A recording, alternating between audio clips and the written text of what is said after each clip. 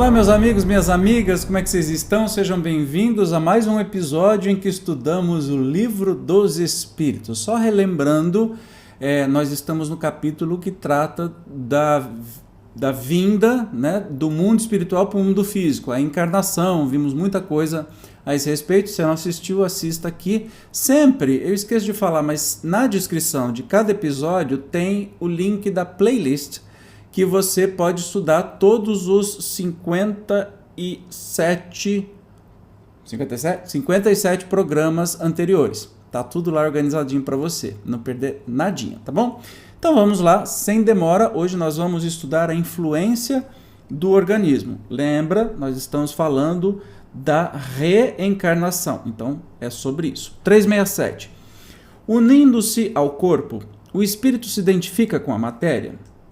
A matéria é apenas o envoltório do espírito, como o vestuário é do corpo. Unindo-se a este, o espírito conserva os atributos da natureza espiritual. Esse se identifica com a matéria, eu acho que pode ser algo como se mistura com a matéria. Obviamente que não, né? O corpo físico é uma coisa, o espírito é outra. 368. Após sua união com o corpo, exerce o espírito com liberdade plena suas faculdades até O exercício das faculdades depende dos órgãos que lhe servem de instrumento. A grosseria da matéria as enfraquece. Então, óbvio que não, né? Com liberdade plena as suas faculdades. O espírito tem faculdades muito maiores do que o nosso corpo físico pode... Por exemplo, se eu consigo volitar, ou se eu consigo voar, no corpo físico eu não consigo voar, só em espírito, né? Tem uma subpergunta aqui, ó. Assim, o invólucro material é obstáculo à livre manifestação das faculdades do espírito, como um vidro opaco o é a livre irradiação da luz? É, como vidro muito opaco. Muito opaco. E Kardec ainda diz: Pode-se comparar a ação que a matéria grosseira exerce sobre o espírito a de um charco lodoso sobre um corpo nele mergulhado, ao qual tira a liberdade dos movimentos. Ou seja, a gente está engessado na matéria física, né? O nosso espírito pode muito mais.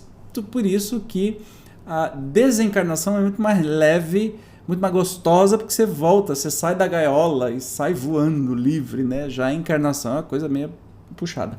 369. O livre exercício das faculdades da alma está subordinado ao desenvolvimento dos órgãos?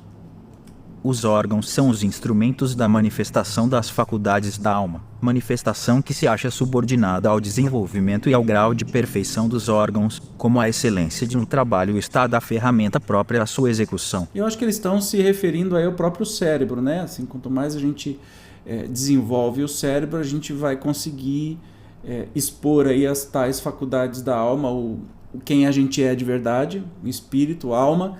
E quanto mais a gente desenvolve o cérebro, mais a gente consegue colocar em prática aí essas faculdades da alma. 370.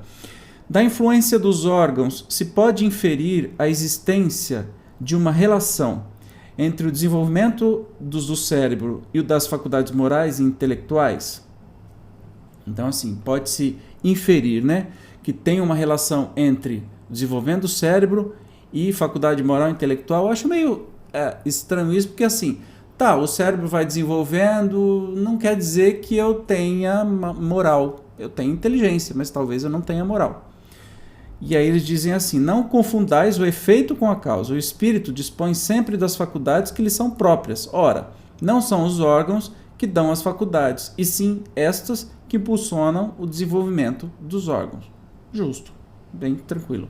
A subpergunta aí: dever-se-á deduzir daí que a diversidade das aptidões entre os homens deriva unicamente do estado do espírito? O termo unicamente não exprime com toda a exatidão o que ocorre.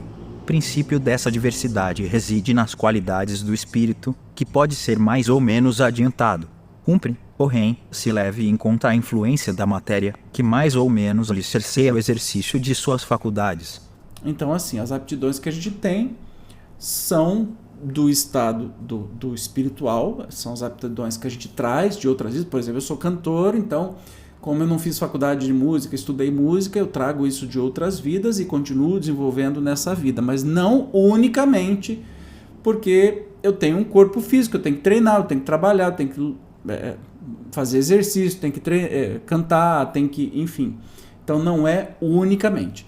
E o Kardec faz um comentário bem longo sobre isso, que é bem interessante. Deixa eu pegar aqui. Muito bem. Encarnando, traz o espírito certas predisposições e, se admitir que a cada uma corresponda no cérebro um órgão, o desenvolvimento desses órgãos será efeito e não causa. Se nos órgãos estivesse o princípio das faculdades, o homem seria uma máquina sem livre-arbítrio e sem a responsabilidade de seus atos forçosos. Então fora admitir-se que os maiores gênios, os sábios, os poetas, os artistas, só são porque o acaso lhes deu órgãos especiais, donde se seguiria que, sem esses órgãos, não teriam sido gênios e que, assim, o maior dos imbecis houvera podido ser um Newton, um Virgílio, ou um Rafael, desde que de certos órgãos se achassem providos. Ainda mais absurda se mostra semelhante hipótese, se aplicarmos as qualidades morais. Efetivamente, segundo esse sistema, um Vicente de Paulo, se a natureza dotara de tal ou tal órgão, teria podido ser um celerado e o maior dos celerados não precisaria senão de um certo órgão para ser um Vicente de Paulo. Vicente de Paulo está se referindo a São Vicente de Paulo, né? Que foi uma pessoa muito caridosa, muito bondosa, especialmente com os velhinhos. Então, assim, não é o desenvolvimento do cérebro que determina as qualidades de uma pessoa, né? Senão, como ele disse aí, ser um Isaac Newton é só uma questão de sorte, que teve aquele cérebro e não o espírito do Isaac Newton que trazia todas as inovações. Eu acho que fica muito fácil da gente entender, mas aí ele termina aqui, para a gente terminar o dia de hoje, vamos continuar aqui.